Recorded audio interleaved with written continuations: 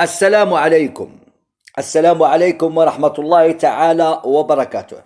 رسالتي إلى إسرائيل. يا إسرائيل، أنا رسالتي إلى إسرائيل، نتمنى الإخوة والأخوات يبارطاجيو هذه الرسالة ديالي لإسرائيل.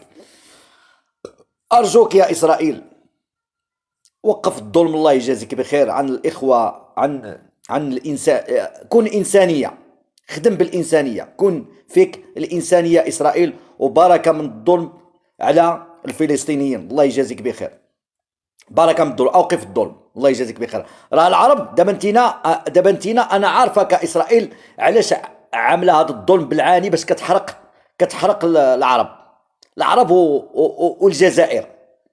كتحرق الجزائر مزيان، انا عارفك كدير هادشي كله باش كتحرق الجزائر مزيان، كتحرق فيها الدم. فهمنا؟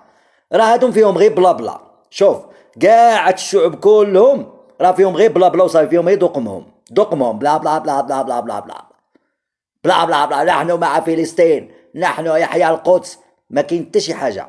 غير وقف ديك الظلم، الله يجازيك بخير، وعيشوا اخوان، وخليونا من هاد المشاكل هادو مع اسرائيل والفلسطينيين. تحياتي الإخوان الإسرائيليين، نتمنى منكم أن تقفوا وتسمعون لي أنا من المغرب. أوقف الظلم بصفة عامة، أوقف الظلم في إسرائيل بصفة عامة. نتمنى أن يصل هذا الفيديو إلى إسرائيل. رسالتي أن تصل للشعب الإسرائيلي. أرجوكم أوقفوا الظلم، أرجوكم أوقفوا الظلم. أنا أكررها لكم وأعاودها لكم. العرب لهم فمهم بلا بلا، سواء مغاربة أو جزائريين أو توانسة أو ليبيين أو مصريين أو السعودية أو الإمارات أو قطر أو الكويت أو العراق، كلهم فيهم غير بلا بلا.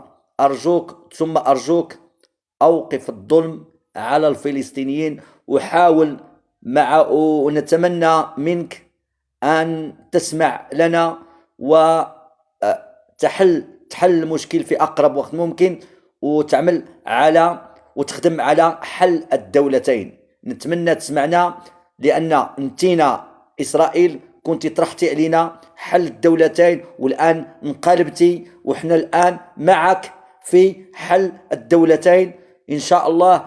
نتمنى منك تسمع لنا ونعملوا حل الدولتين يا إسرائيل.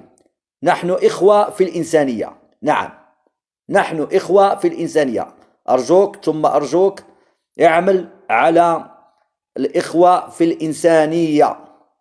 يعني كن إنسانة، كن إنسان، أنت إسرائيلي، كن إنسان، وما تعملش الظلم على الفلسطينيين. أرجوك، يعني حاول، يعني تبعد، يعني توقف الظلم بصفة عامة.